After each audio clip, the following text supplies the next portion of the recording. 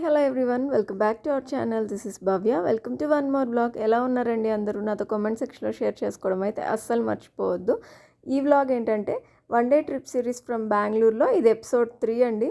కాకపోతే ఇది సరౌండింగ్స్లో ఉండే ప్లేసెస్ చూపించే వ్లాగ్ కాదు, ఓన్లీ బెంగళూరు సిటీలోనే చూపిద్దాం అనుకుంటున్నాను ఈసారి. అండ్ ఈ పర్టికులర్ ప్లేసెస్కి వెళ్ళడానికి నేను మెట్రో చూస్ చేసుకున్నాను అనమాట.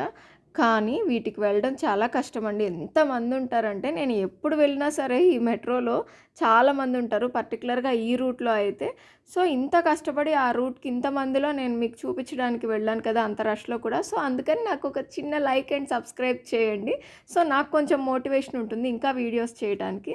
అండ్ మనం వ్లాగ్లోకి వచ్చేస్తే మనం వెళ్ళిన ఫస్ట్ ప్లేస్ వచ్చేసి దొడ్డ గణపతి టెంపుల్ అండి. ఇది టెంపుల్ అయితే చిన్నగా ఉంటుంది కానీ స్వామివారు చాలా పెద్దగా ఉంటారు. దగ్గరికి వెళ్ళి చూస్తే కానీ పూర్తిగా కనిపించరు అనమాట. అండ్ పక్కనే బిగ్ బుల్ టెంపుల్ ఉంటుంది. ఇక్కడ మీకు కౌస్ ఇవన్నీ కనిపిస్తున్నాయి కదా, ఈ కౌస్ ఈ బొమ్మలు అన్నిటి త్రూనే ఆ టెంపుల్ హిస్టరీ అంతా మనకు అక్కడ చూపిస్తారనమాట. అది లోపలికి వెళ్ళి ఆ టెంపుల్ హిస్టరీ చదివిన తర్వాత అర్థమవుతుంది. ఇక్కడ రైట్ సైడ్లో మీకు ఒక బోర్డు కనిపిస్తుంది కదా, అక్కడ టెంపుల్ హిస్టరీ అంతా ఉంటుందండి.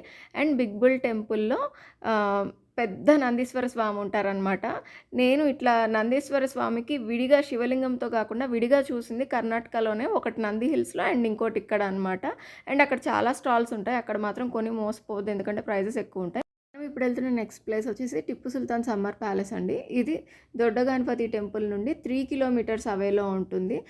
బై ఆటో ఈజీగా వెళ్ళొచ్చు. అండ్ దీనికి ఎంట్రీ ఫీ వచ్చేసి 20 రూపీస్. మనము క్యూలో నిలబడి తీసుకోవడం ఇదంతా ఏమి ఉండదు, అంతా ఆన్లైనే అనమాట. అక్కడ సెక్యూరిటీ హెల్ప్ చేస్తారు. అక్కడ స్కానర్ ఉంటుంది కదా, అది స్కాన్ చేసుకొని తీసేసుకోవచ్చు అనమాట. ఫారినర్స్కి అయితే 250 ఉంటుంది.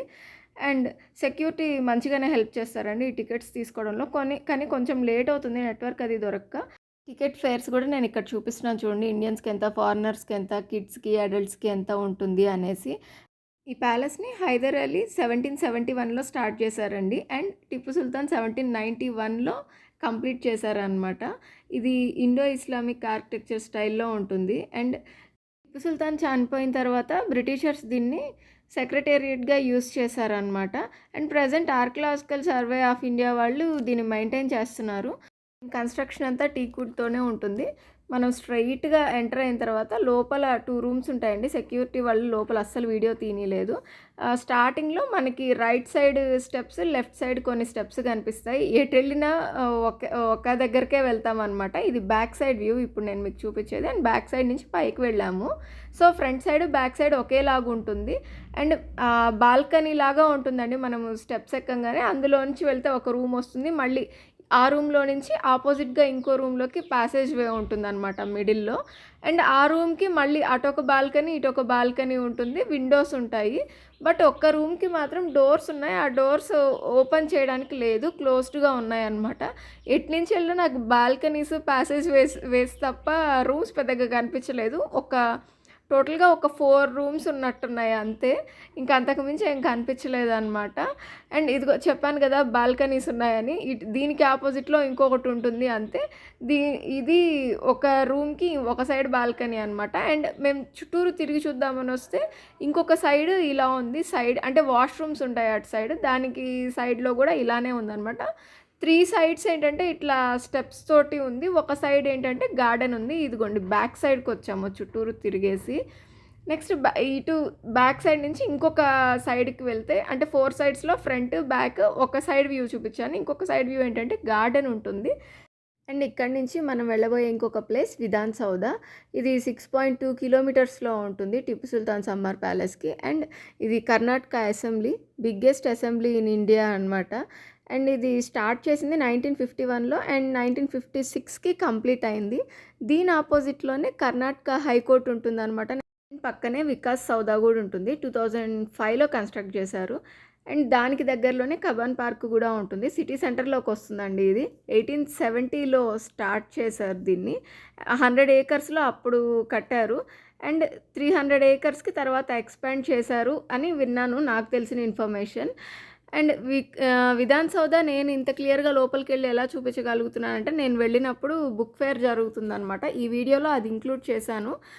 ఆల్రెడీ దానికంటూ సపరేట్గా ఒక వీడియో కూడా చేసి పెట్టాను, ఒకసారి అది కూడా చూడండి. నేను కామెంట్స్లో ఆ వీడియో లింక్ కూడా ఇస్తాను మీకు ఫస్ట్ కామెంట్లో.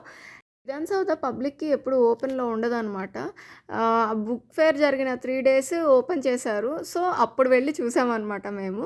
లోపలైతే చాలా బావుంది. అండ్ లోపలికి వెళ్ళేటప్పుడే మొబైల్స్ అన్నీ ఆపేసి బ్యాగ్‌లో పెట్టుకోమని చెప్పేసారనమాట స్ట్రిక్ట్‌గా. అండ్ ఇంక అక్కడి నుంచి మనం నెక్స్ట్ వెళ్ళబోయే ప్లేస్ బెంగుళూరు ప్యాలెస్.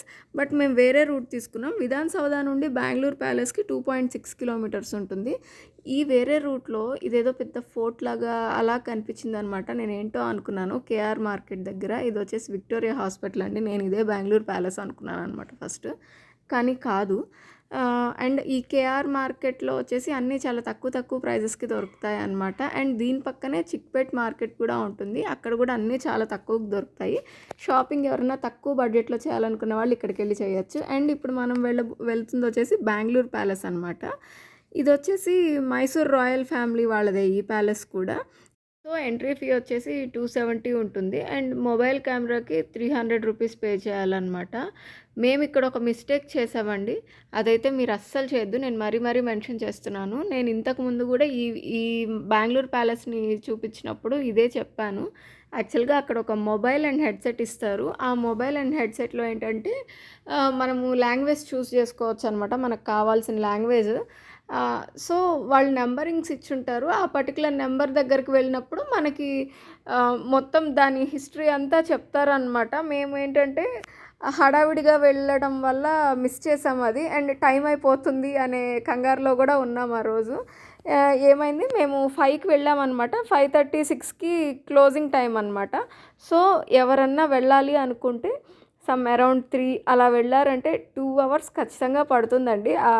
ఆ డీటెయిల్డ్ ఎక్స్‌ప్లనేషన్ అంతా తెలుసుకోవటానికి.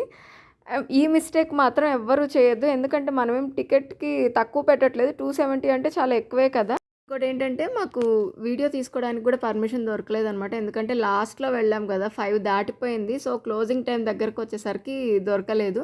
అండ్ చుట్టూరు గార్డెన్ చాలా బావుంటుందండి. ఇక్కడ ఇంకొక స్కామ్ గూడా ఉంది. అదేంటంటే బయట ఆటో వాళ్ళు ఉంటారు కదా!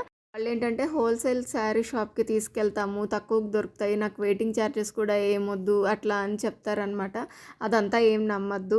అక్కడంతా ప్రైజెస్ ఎక్కువే ఉంటాయి. నేను ఆల్రెడీ చూసాను అది కూడా. మీకు చెప్పడానికి బావుంటుంది కదా! ఏదైనా తక్కువకి దొరికితే అని నేను చూసాననమాట. బట్ అదంతా వేస్ట్. లాస్ట్ ప్లేస్ అండి. ఇంక ఇంటికి రిటర్న్ అయిపోతున్నాము. అండ్ ఇదైతే నేను ఏదో ప్లాన్డ్‌గా వెళ్ళింది కాదు. అప్పటికప్పుడు అనుకోని గూగుల్ చేసుకొని అలా వెళ్ళామనమాట. అండ్ ఇంకా కొన్ని ప్లేసెస్ ఉన్నాయి. అవి నెక్స్ట్ వ్లాగ్స్‌లో వస్తాయి. చూస్తూ ఉండండి. For watching please subscribe.